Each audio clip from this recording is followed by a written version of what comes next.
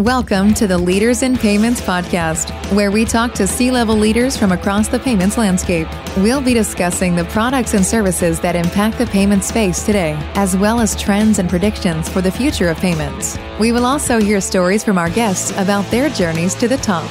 On the business side, my goal at the end of the day is to try and build the biggest company that I can, because I already sold one company very successfully. And the decision that I made when I started this company is I would try to build it to the biggest thing possible without allowing any potential exits to basically influence my decisions. And, over the years, we said no to quite a lot of acquisition offers that came in. And we were very happy that we've done it because the company is valued these days at around 15 billion. And we think that we will be able to continue and grow it over the next 10 years to a huge company globally.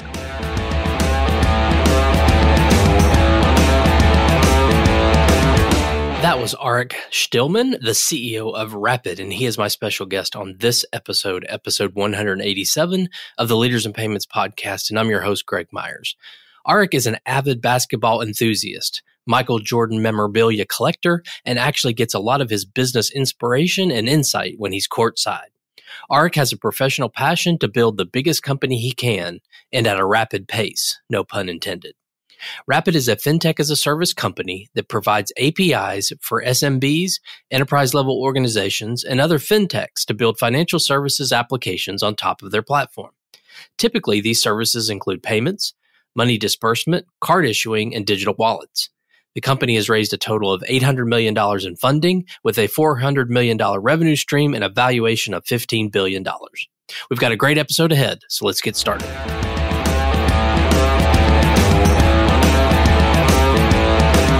Hi, Arik. Thank you for being here and welcome to the Leaders in Payments podcast. Thank you for having me.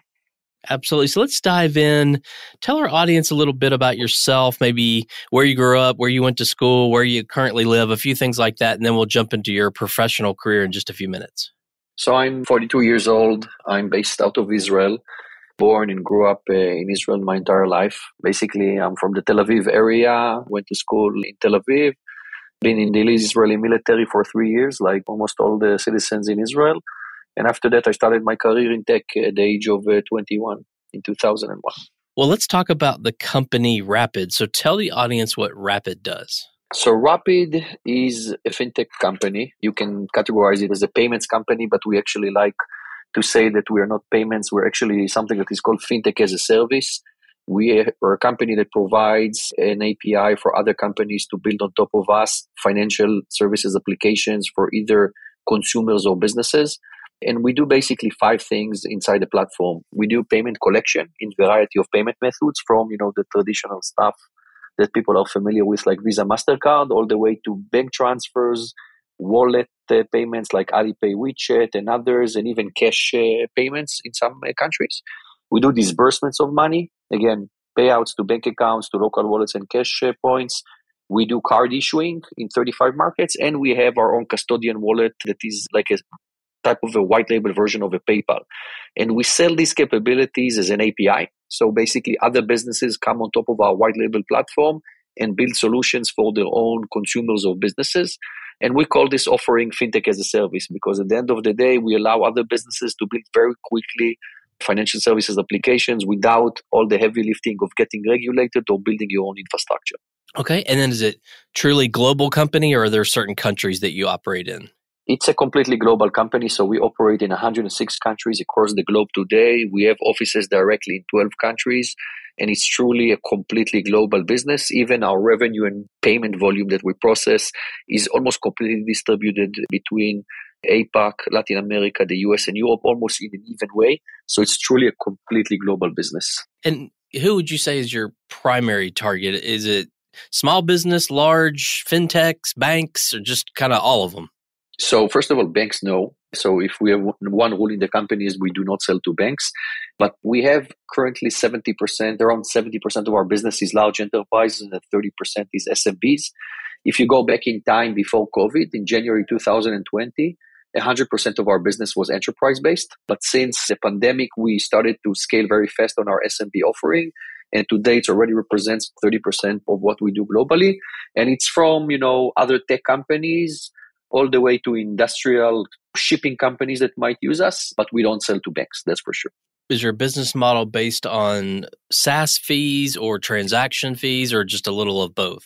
So it's a transaction fee. We don't charge any SaaS fees. There are no minimum fees in the platform. Basically, one of the things that our clients like about us is that we charge you only if you use the platform. And every transaction, of course, has a cost. And if you process payments on top of us, then there is a fee. And if you don't process anything, of course, you don't pay anything.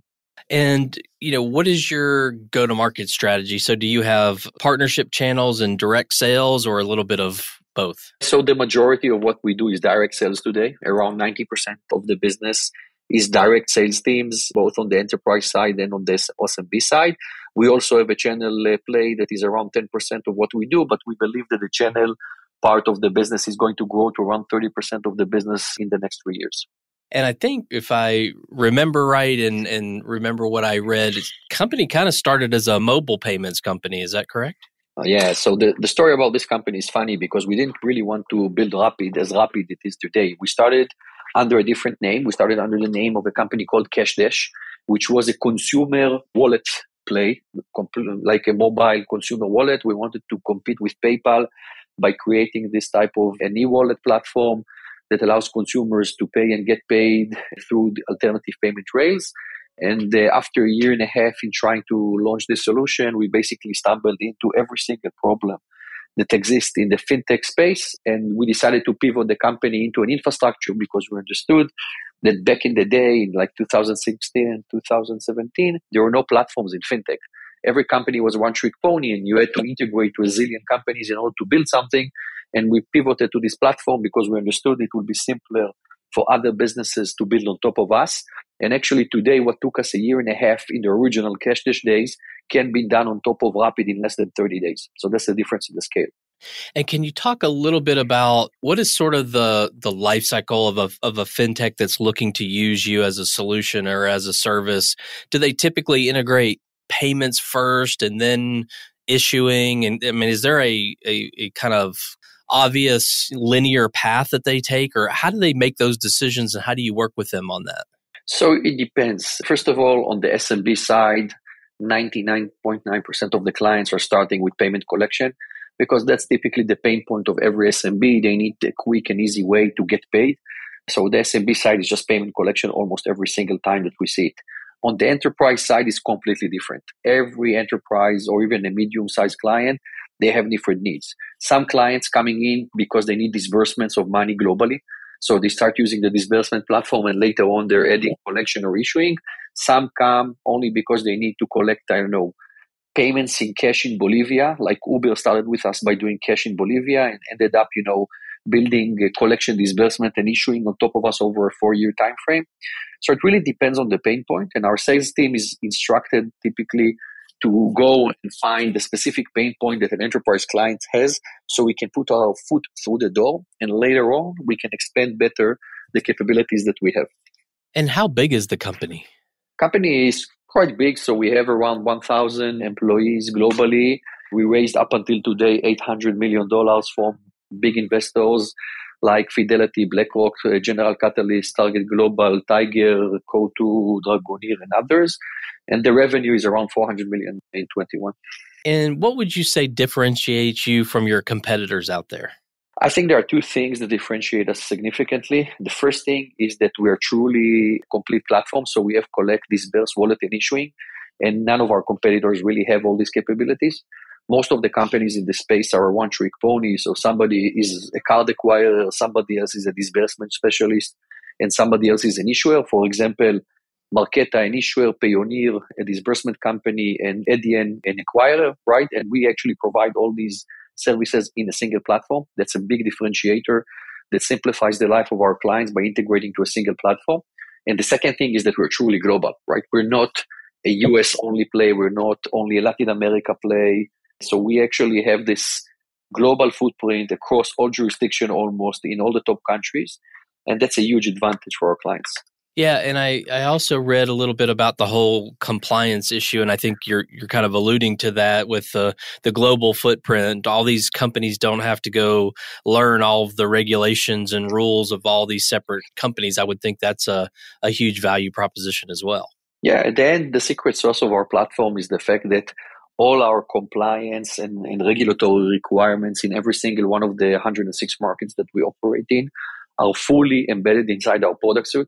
So you as a client, you don't need to know what is the regulation in Indonesia versus the US versus Brazil for example, e-commerce payments of digital goods. We actually handle all the heavy lifting for you, and you don't need to deal with anything. Just integrate to the platform, start running, and we will handle everything for you behind the scenes. Do you talk more to the developer community within the fintechs or the business side, or both? So on the enterprise side, the main point of entry is always, on the either product management side or strategy side or growth side of the business.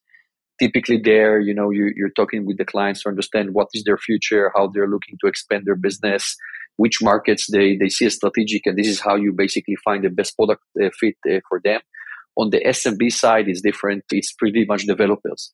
It's a very developer-oriented discussion.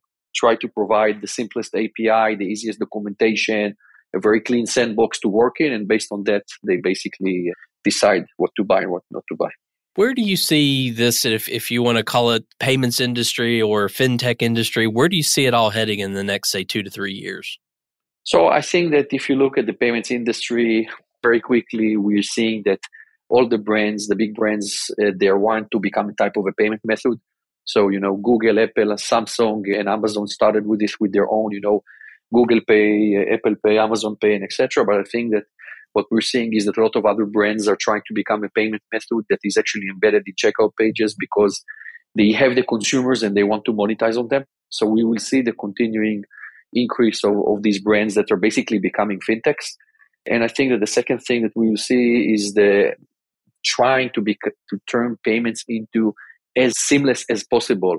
So the checkout experiences will almost be like when you use Uber, that you don't even know that you paid. You just walk out of the car and the payment happens behind you. That's pretty much what everybody will try to achieve in the next several years. Do you see cryptocurrency and the ledger, distributed ledger, all those things? Do you see those making an impact in payments over the next few years?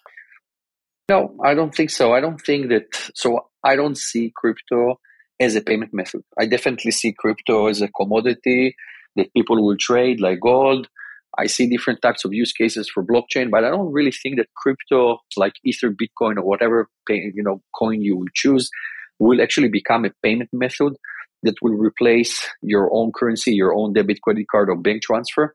It's just not designed for it. And also, I think that central banks, regulators, and anybody that is involved around this ecosystem will not give up, the control of understanding how money moves, who owns it, and what the hell is going on behind the scenes.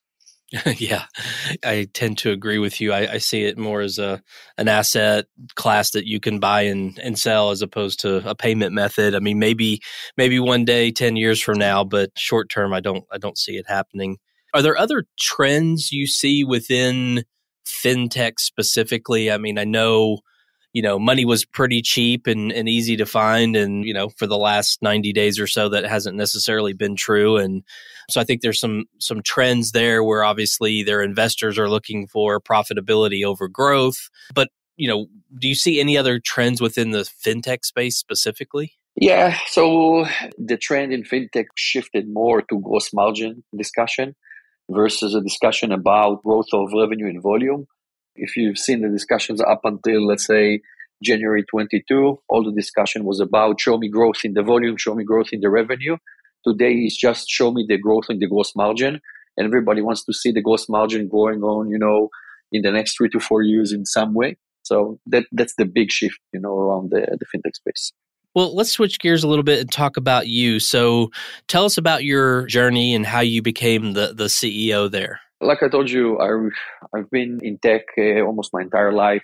When I finished my service in the army, when I was 21, I basically founded my first company that ended up as a cloud computing company that I sold to Avaya out of Santa Clara. It was a company in the unified communication space, and I built it for almost 11 years as a bootstrap startup company. After that, I worked for 2 years for the company that acquired my own company, right? And then I left in order to start Rapyd, that back in the day was cashless, like we mentioned earlier in the conversation. And, since then I've been at Rapyd since 2016. And you have co-founders as well with the company, right? Yes, I have two co-founders, which are the same co-founders that I have in my previous company. So we pretty much remain the same team. The first 50 employees at Rapyd, almost all of them were the employees from the previous company. So we have this organic team that came in from a different business. Everybody knows each other extremely well for many years. The cons and pros of each and every one of us. And, this is the way that we work. How do you as co-founders kind of split up the work? Obviously, you're the CEO, but, how is that dynamic having two other co-founders? So in this specific case, the dynamic is different than most of the companies because we have very clear boundaries of who does what because we know each other for 15 plus years. So I'm the CEO and I'm the ultimate decision maker. One of my co-founders is the VP of engineering and he runs all the engineering and this is what he focuses on. And my third co-founder is basically responsible for corporate development and acquisitions. But ultimately, everybody understands the structure that we're not equal in this. I am the CEO and I make the decisions and, they work with me and they're my partners. But at the end of the day, it is a very clear hierarchical structure, which is different than most companies that are young, that a lot of times the founders come in with equal rights and there is this weird, tango between founders of who makes the decisions. In our case, because we came out of a very successful previous business and we knew each other for so many years, there are very clear agreements of how things work out. And what are some things you're passionate about? So maybe one business-related passion and one personal passion.